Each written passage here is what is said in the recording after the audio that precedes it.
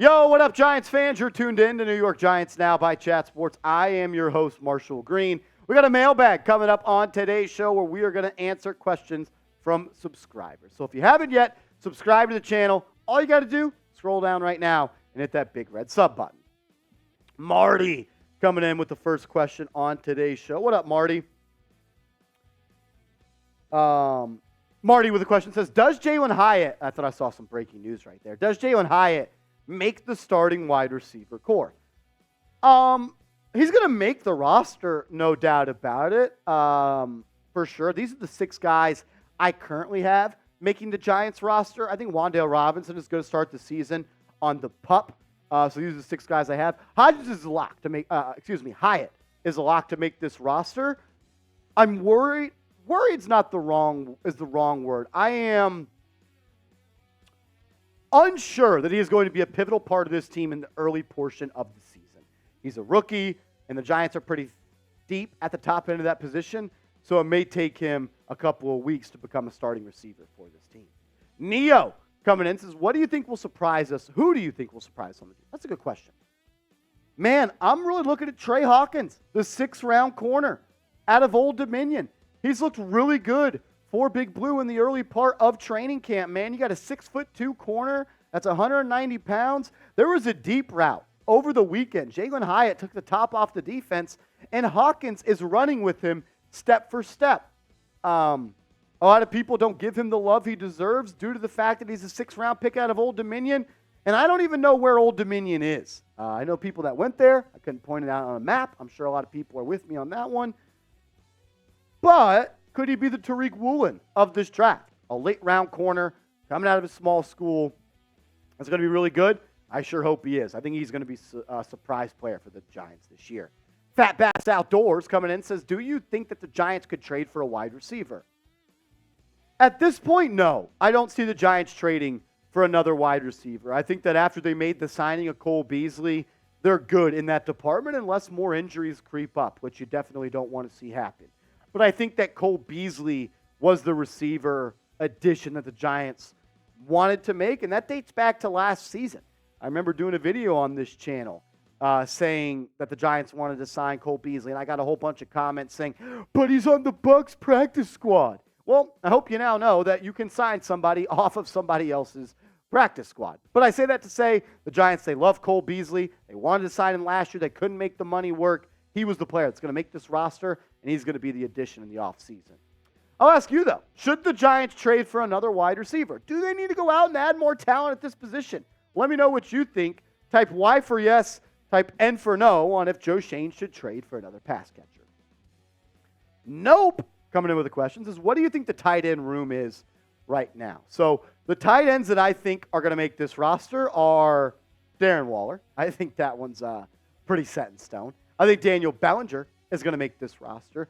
And then you got 3 guys, in my opinion, battling it out for the last spot. I think the Giants are only going to keep 3 tight ends. I think Lawrence Cager is the guy that's going to make this roster. I think Sweeney and Jones are out. I think Chris Miriak is the guy that's going to be on the practice squad. You can make an argument that he should be the guy on the roster as that 4th tight end, but he's going to be a game day call-up several times. I think the Giants take advantage of the game day call-ups from the practice squad during the regular season, and that's going to be Miriak as that guy. I also see Daniel Bellinger kind of being that H-back and that fullback on this team. There's going to be a lot of 12 personnel with Waller and Bellinger on the field at the same time. Mike says NFC East record for the Giants. 2-0 versus Washington, 1-1 versus Dallas, and I think you lose twice to Philly. So I'm going to go 3-3. I'll go 3-3 in the division. As long as the Giants end up 500 in the division, I think they're going to have a winning record. You got to beat Washington twice this year. That's got to be your goal. And then you got to steal one from the Cowboys or Eagles, and you're sitting pretty, and you're going to be in that wild card race again. Karen says, will this be the year Darnay Holmes gets cut? Yeah, I just don't see a way that Darnay Holmes makes this roster right now. I mean, he started day 1 of training camp running with the ones. Then he moved to the second team. Now he's running with the third team, and he's not even a full-time third-team player.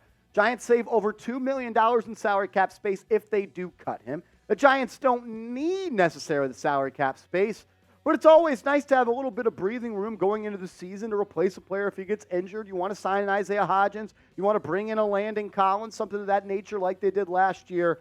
I have them keeping 6 corners. That includes Jackson, Banks, Trey Hawkins, Cordell Flott, Nick McLeod, and Aaron Robinson. I think it comes down to Robinson and Holmes as the guy to make that last roster spot. I'm going to go with the younger player that I think has more upside in Robinson over Holmes.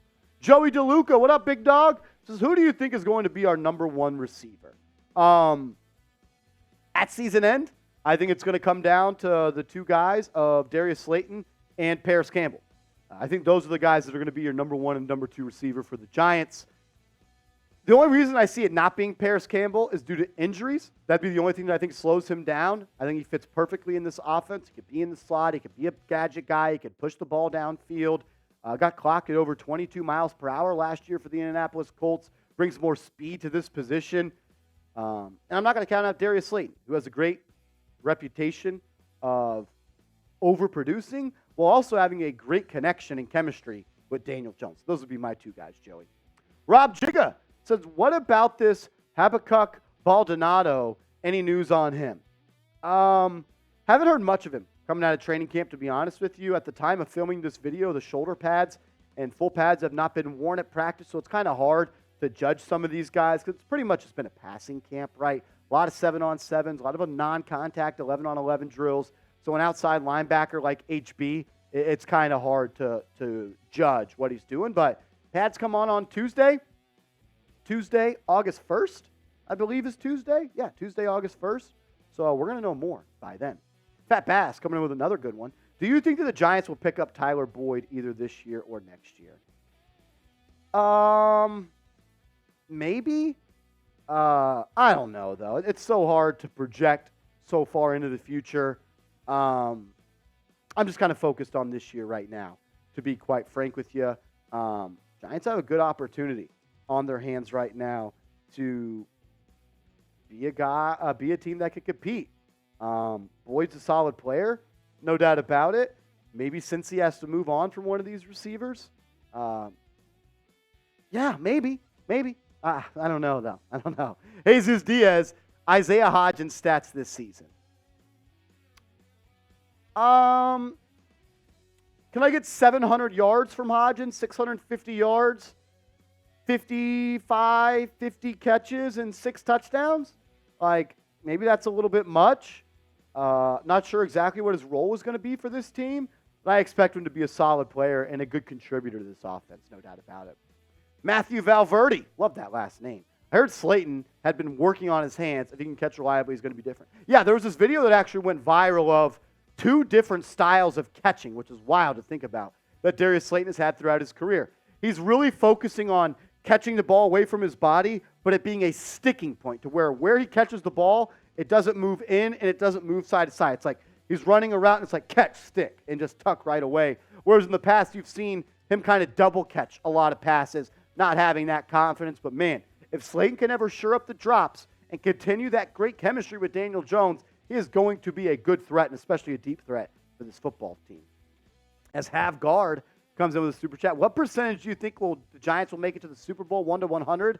I did my little math experiment on this earlier. I'm going 15%. I don't know really how that checks out, but I thought, 32 teams, everybody gets a 3% chance mathematically if you times that by 3. And then I decided to multiply it by 5. So I'm going to go 15% chance for the Giants to make the Super Bowl this year.